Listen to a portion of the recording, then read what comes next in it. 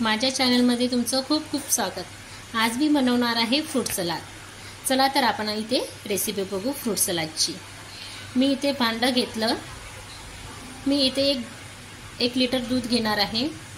1 litre दूध मी रात्रीच गरम करून फ्रीजमध्ये ठेवलं होतं। रात्रीचं दूध घेतलं की छान मस्त मलाई येते दुधाला, त्यामुळे मी रात्रीचं दूध घेणार आहे इथे। शक्यतो तुमच्याकडे फ्रेश दूध असेल तर तुम्ही फ्रेश दूध पण इथे घेऊ शकता। एक वाटी मी इथे मलाई पण घातली आहे।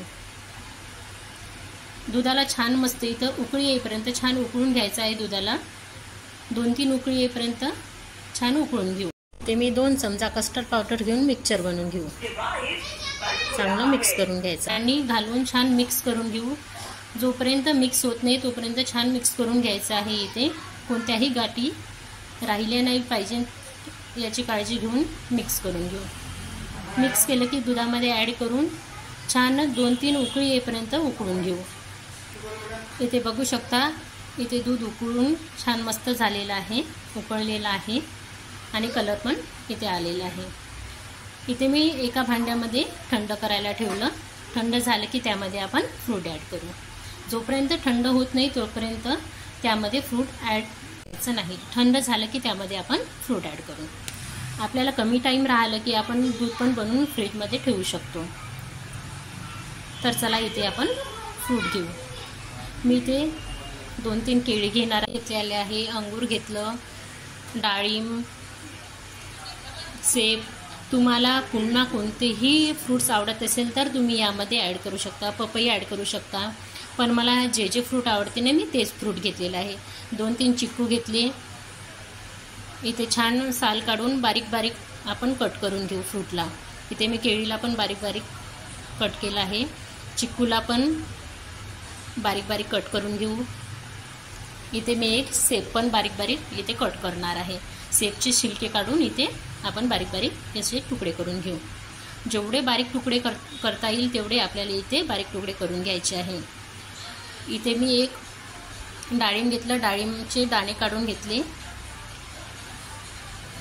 मला ना अंगूर जास्त आवडत नाही, त्यामुळे मी अंगूर कमी यामध्ये घालणार आहे। तुम्हाला आवडत असेल तर तुम्ही लास्टमध्ये अंगूर यामध्ये ॲड करायचे। अंगूर थोडे आंबट असतात त्यामुळे दूध पण फाटू शकतो, त्यामुळे आपल्याला दूध थंड झालं कीच आपल्याला फ्रूट ॲड करायचे। यामध्ये कस्टर्ड पावडर घातलं की छान दूध घट्ट येतो आणि मग चांगलं मिक्स करून घेऊ। यामध्ये तुम्ही इलायची पावडर पण ॲड करू शकता, केसर पण ॲड करू शकता, पण माझ्याकडे अवेलेबल नव्हतं त्यामुळे मी यामध्ये घातलं नाही आहे। माझ्याला शुगर असल्यामुळे त्यांच्यासाठी मी एक बाउलमध्ये काढणार आहे, हे जाणार आहे फ्रीजमध्ये। तर इथे मी 2 चमचा साखर घालणार आहे आणि साखर घालून छान मिक्स करून घेऊ। तुम्हाला जर गोड आवडत असेल तर तुम्ही तुमच्या क्वांटिटीनुसार इथे साखर घालू शकता आणि चांगलं मिक्स करून घेऊ। माझी रेसिपी तुम्हाला आवडली असेल तर नक्की सबस्क्राईब करा। ही साखर घातल्यानंतरची डिश आहे, बघू शकता तुम्ही। हे पण अर्धा तास फ्रीजमध्ये ठेवणार आहे।